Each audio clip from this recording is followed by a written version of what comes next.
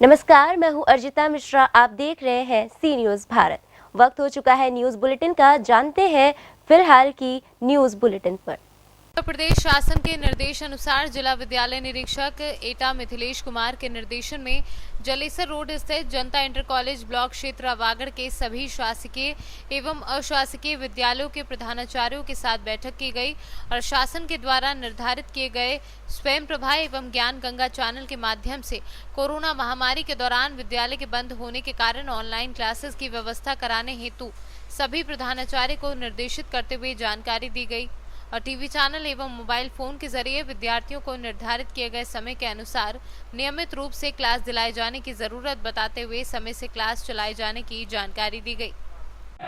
Sir, आज जनता inter college Awagarh में किस संबंध में बैठक की गई है, आपका आगमन हुआ है?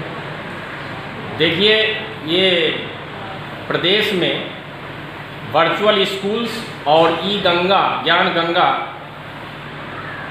पाठ्यक्रम का संचालन किया जा रहा है और इसी के संबंध में हम जो है इसका प्रशिक्षण अपने इस ब्लॉक के प्रिंसिपल्स को दिए हैं और प्रिंसिपल्स अपने शिक्षकों को देंगे।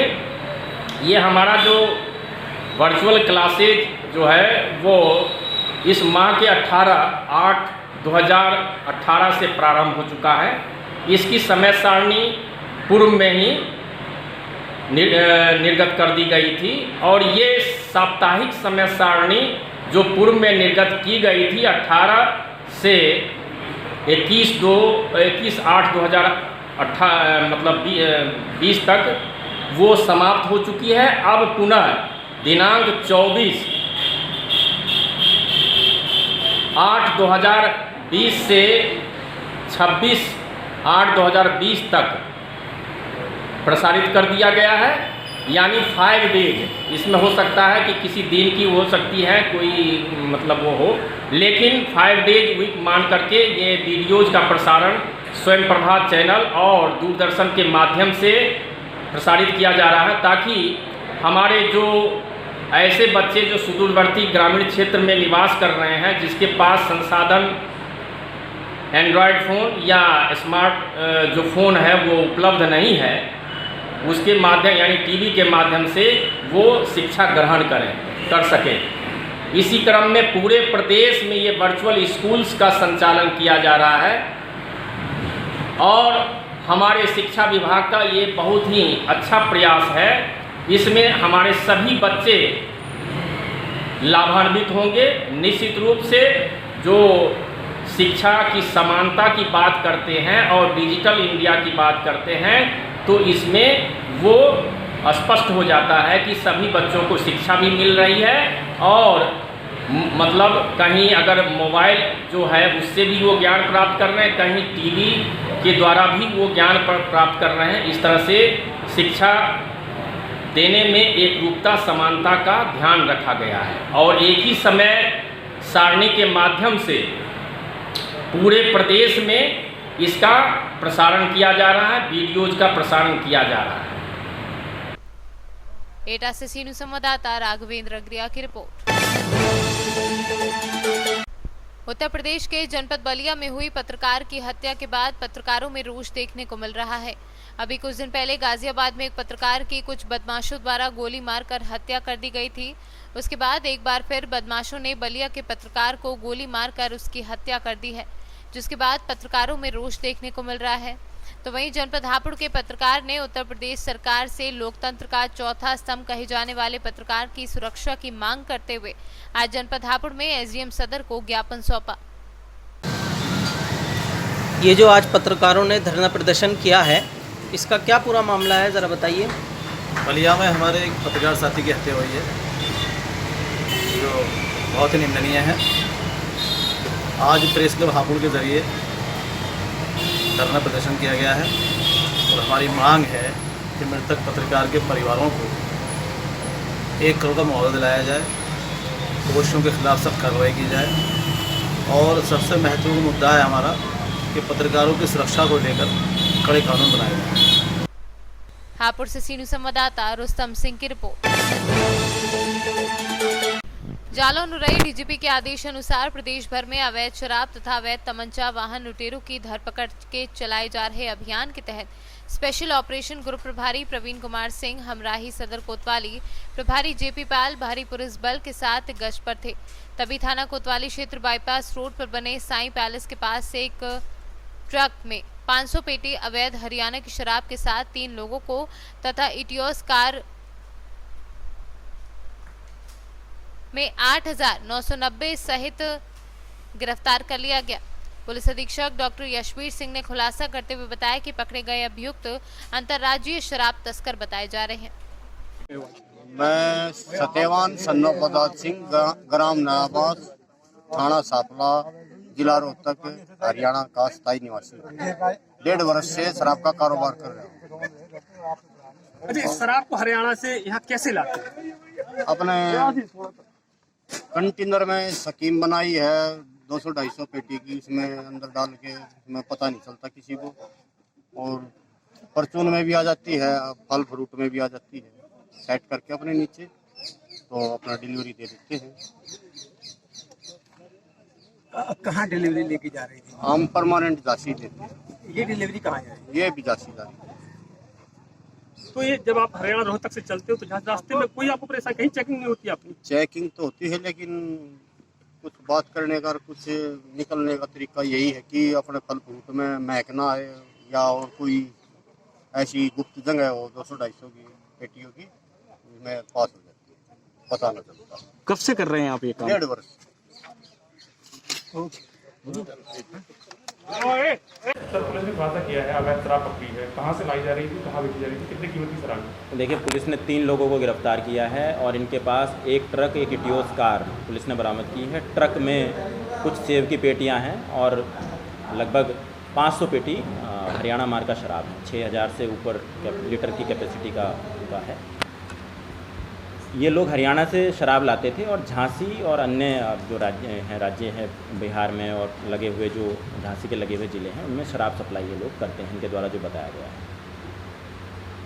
जो सत्यवान है उसने बताया कि इसके ऊपर पूर्व में भी हरियाणा में केस हैं, और जो इनका साथी जो भाग गया है मानवेंद्र, जो झांसी का रहने वाला है, उसके ऊपर भी अभियोग इन लोगों के द्वारा बताए गए हैं, जेल भी वो गया है। क्या कीमत है सर मार्केट में शराब की? देखिए, 15 से 20 लाख रुपया तो इसकी कीमत होनी चाहिए, जो हमारा अनुमान है। सर, कोतवाली पुलिस ने एसओजी की बड़ी सफलता हासिल की है, क्या है? ये एसओजी की टीम द्वारा और सर्विलांस और उरई पुलिस के द्वारा मिलजुल कर ऑपरेशन किया गया है। इसमें आईजी महोदय द्वारा 30,000 रुपये का इनाम पूरी टीम को दिया गया है। सर, जालौन पुलिस ने किस तरह इस नेटवर्क को मतलब कि अंडाफोड़ करके नाम दिया है? देखिए, ये अभी डीजीपी महोदय का एक अभियान चल रहा है जिसमें इस तरीके की शराब को पकड़ना, अवैध तमंचों को, हथियारों को पकड़ना, इसका अभियान चल रहा है। उसी में हम लोगों ने अपनी टीम को एक्टिवेट किया हुआ था। एसओजी सर्विलांस लगातार लगी हुई थी कि कौन शराब सप्लाई करता है जनपद में और अगल बगल में, कौन गांजा तस्करी करता है। तो उसी में इनके पास इनपुट आया है और इन लोगों ने इस पर वर्क किया और ये शराब बरामद की। पकड़े गए 3 लोगों को किसी के साथ क्राइम हिस्ट्री है? हाँ, पकड़े गए 3 लोगों में सत्यवान के द्वारा बताया गया कि मेरा आपराधिक इतिहास है। बाकी हरियाणा से हम लोग इनका आपराधिक इतिहास ले रहे हैं। जो इनका साथी भाग गया मानवेंद्र, उस पर झांसी में मुकदमे दर्ज है। जालौन से सीनियर संवाददाता जितेंद्र कुशवाहा की रिपोर्ट। सराय के तहसील गरौठा में उप जिलाधिकारी गरौठा को समस्त प्राइवेट शिक्षकों ने सभी प्रकार के शिक्षण संस्थान पिछले 6 माह से बंद होने के कारण शिक्षकों की बढ़ती समस्या एवं बेरोजगारी से जूझ रहे आर्थिक संकट, सभी परिवारों को कुछ राहत मिल सके या उच्च शिक्षा की कक्षाओं के विद्यार्थियों को सोशल डिस्टेंसिंग अपनाकर एक कक्षा में 10 से 20 बच्चों को पढ़ाने की अनुमति दी जा सके। इसके लिए समस्त प्राइवेट शिक्षक एकत्रित होकर उप जिलाधिकारी गरौठा के पास जाकर ज्ञापन दिया। ये आपका क्या नाम है? मेरा नाम जयप्रताप सिंह। अच्छा, तो आज आप लोग कहाँ से आए?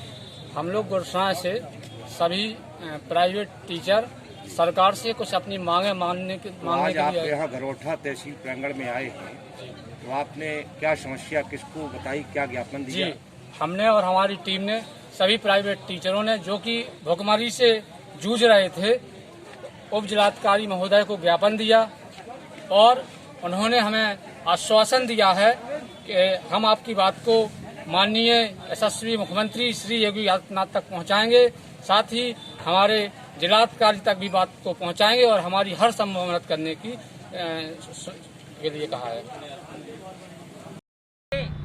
चैनल के माध्यम से सरकार से पूछना चाहते हैं कि सरकार ने हमारा रजिस्ट्रेशन किया था, हम लोगों से 10,000, 20,000, 30,000 रुपया लिए, उसके बदले में सरकार ने हम लोगों की क्या मदद की। ये हमारी मांग आज उप जिलाधिकारी महोदय से रही है। उन्हीं के माध्यम से हम माननीय मुख्यमंत्री जी से बात पूछना चाहते हैं कि आखिर हम लोगों को किस कैटेगरी में रखा जाए। हम लोग गवर्नमेंट एम्प्लॉय तो हैं नहीं कि हमारे यहाँ पे कोई सैलरी आती हो। जब हमें खुला ही छोड़ना था, छुट्टा ही छोड़ना था, तो रजिस्ट्रेशन किस बात का कराया। हमसे 30,000 रुपये क्यों ऐंठे गए और 30,000 में एक साल वो हमारी बर्बाद हो गई है। क्या हमारी रजिस्ट्रेशन प्रक्रिया सरकार आगे बढ़ाएगी? क्या उसके एवज में वो कुछ हमें ये देगी? ये हमारे सारे साथीगण आज पूरी समस्याओं से जूझ रहे हैं। हम लोग ना गरीबी में आते हैं, ना हम लोग अमीरी में आते हैं। शिक्षक हैं, समाज के सम्मानजनक नागरिक हैं, लेकिन सम्मान से पेट तो नहीं भरता। पेट भरने की अर्थ की व्यवस्था होनी चाहिए और वो अर्थ सरकार नहीं बता रही है कि आखिर कहाँ से आएगी। ये सारी मांगों को लेते हुए हम यहाँ पर आए हुए हैं। को आपने ज्ञापन दिया, उन्होंने क्या आश्वासन दिया, क्या कहा? उन्होंने आश्वासन नहीं दिया है कि हम आपकी बात सरकार तक पहुंचाएंगे, जिलाधिकारी तक पहुंचाएंगे और आपकी जो भी समस्या है उस पर विचार किया जाएगा। जिस स्तर से विचार होगा उस स्तर से विचार किया जाएगा। बात करने के लिए आपका बहुत बहुत धन्यवाद। झांसी से सीनियर संवाददाता सुनील सिंह की रिपोर्ट। किसानों का कहना है कि नगर में करीब 500-600 आवारा पशु विचरण करते हैं एवं दिन रात खेतों की फसल का नुकसान करते हैं। दिन में उन लोग अपनी फसलों की देखरेख कर लेते हैं, लेकिन रात के अंधेरे में ये पशु जगह जगह से बाढ़ तोड़कर फसलों को क्षति पहुंचा रहे हैं, जिसके कारण फसलों के बचने की कोई उम्मीद नजर नहीं आ रही। एवं किसानों ने एसडीएम से निवेदन किया है कि पूर्व में गांधी हाउस खाली था तो वे लोग इन जानवरों को रात में गांधी हाउस में बंद कर देते थे, सुबह निकाल देते थे, लेकिन गांधी हाउस में निर्माण कार्य हो रहा है, इससे यहाँ बंद नहीं कर पा रहे। एवं किसानों ने एसडीएम सौरभ सोनवड़े से आग्रह किया है कि नगर पंचायत से कहीं एक बड़ा अस्थायी बनवा दिया जाए, जिससे वे लोग रात में जानवरों को बंद कर सकेंगे। क्या है आप लोगों की? पशुपालन है, मस्ती में सोते हैं, जानवर हाल में सोते हैं, रात दिन पूरी फसल हो जाएगा, क्या करेंगे। आज आप लोग तहसील में ज्ञापन देने के लिए आए थे, तो एसडीएम महोदय ने क्या कहा आपसे?